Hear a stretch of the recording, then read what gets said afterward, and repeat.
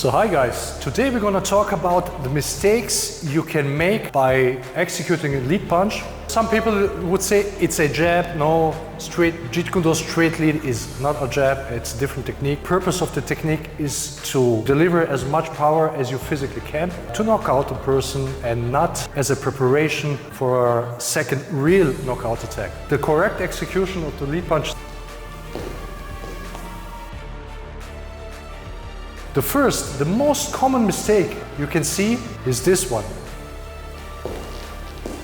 This mistake can be applied also to the on-guard stance itself. It's far more dangerous mistake when you actually punch. So this cover has no purpose on this side. As you can see, there's literally no cover. This is a completely open line for a counterattack for the opponent. The correct way to place your rear hand is in front of the chin, just like with a on-guard stance. So when you punch the straight lead, this hand covers the chin, right? So mistake number 2 is this. Okay. So what was the mistake here? So the mistake here was stepping first and punching then. The problem with this is, let's say I'm the bad guy and he's the good guy and he wants to punch me and he steps in, boom, and he runs into my fist or into my kick, doesn't matter. Because when he steps and doesn't actually attack while he does the step, okay, he telegraphs his intentions, he comes closer and gives me the opportunity to counter him because he's not actually attacking. If he does this the right way, so the hand should move first or at least the same time, it's far harder for me to counter him. Okay, you see, because the hand comes far earlier and he can still bridge the gap. Mistake number 3 would be this one. So what was the mistake here? Do it again. So the mistake here is actually when the weight before you punch is too much on the rear leg. Okay, so because the weight is on the rear leg, when you want to move forward, you have to shift your weight forward in order to be able to move forward. And same idea here. If I'm here and he wants to punch me and he shifts his weight forward before he punched me, okay? So that's a telegraph. Before you execute the lead punch, the weight should be slightly more on the front leg. So you can now push when the weight is slightly on the front leg, right? So now you can push with the rear one, okay, here.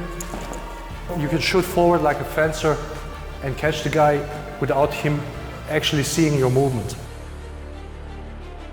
Mistake number 4 would be this one. Okay, do it again. So this is a typical mistake. People who are new to Jeet Kune, they usually always do this mistake. Always, with no exception. Before they punch, they pull their hand back, they punch then. Even if they come from different other martial arts, seriously, I haven't seen anyone who was new to Jeet Kune and was not doing this mistake. You have to train and train and train to iron out this mistake. So before you punch, okay, so you shoot out. So it's a different thing if you move and you move your hands and you're from movement and you punch from the movement, right? Then you keep this movement and punch from the movement, so you don't change the pace before you punch, so you don't telegraph. From stillness, you punch here and the hand should go to the target, should not pull back and then go, because this is as well a huge telegraph. Mistake number 5 would be this one. This mistake is done by beginners, by intermediates, by seniors sometimes, and by professionals. You can see guys in boxing doing this mistake all the time, especially when they get tired. When they punch, they let their hand fall and then bring it back. Okay, so in Jeet Kune in the on guard.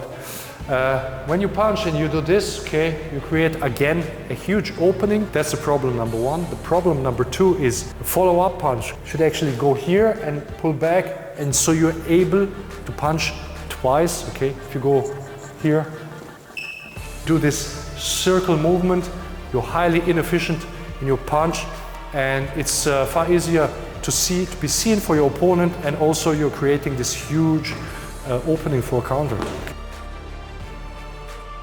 Mistake number 6 would be this one. We'll do it again. So, could you see what mistake he did? So, the mistake was, while he was punching, pulling this hand away as he brings the hip in, pulling the cover from behind. So, you can see, usually when you bring your hip in, the hand should remain here, but most people go here, they open themselves. That's a huge risk. Again, creating opening for counters. This happens all the time to everybody.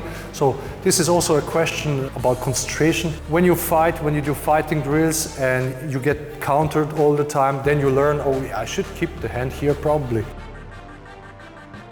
The mistake number 7 is this one. Do it again. So, could you see what he did? While he was punching, he was lifting his chin up, right? And probably also lowering the hand.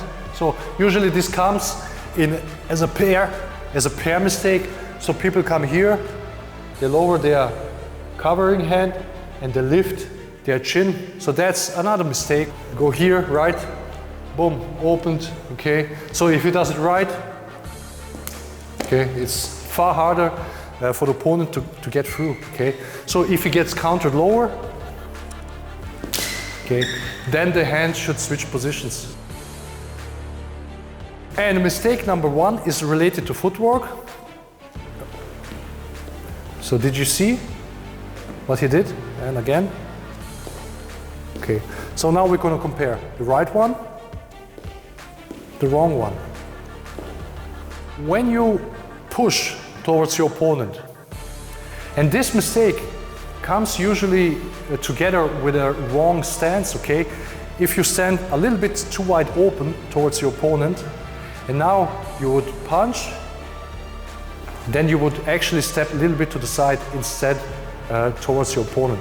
So the energy of your step goes actually diagonal, goes beside your opponent, but you punch there. So what happens is, because you step open to the side and you punch this direction, now you try to use the hip, now you have twisted your body all the way, so you maintain the straight line here. Now comes the last mistake. I bet you couldn't see what mistake he did. Now it's the right way, now the wrong way. So maybe you could see, write me in the comment section if you could actually see that. The mistake he did was actually not bringing the hip. So punching square, okay, so on guard, not bringing the hip, okay, because if you bring the hip, now you have a straight line, okay, so the whole body is in one line towards the opponent. Now you have, okay, nice, stable punch, and this is the end of the punch, so the body supports the power. If you don't bring the hip in, you have again this broken line, and this usually comes with a too wide stance. So now, if you would have too wide open stance and you wouldn't bring the hip, okay, now you see there's no stability as much. Now do it again right, and now it's much more stable, right? So guys, that was the last mistake. There are probably much more, but these are the most common mistakes when people punch the straight lead. The most important thing is nobody's perfect. There's no way you're never going to make a mistake. The important thing is when you train, when you practice, that you try to iron out these bad habits, bad mistakes. So you try to get better, more efficient with your movement, not telegraph, and have the right power line, have the right power in your punch. And guys, thanks for watching. See you next time.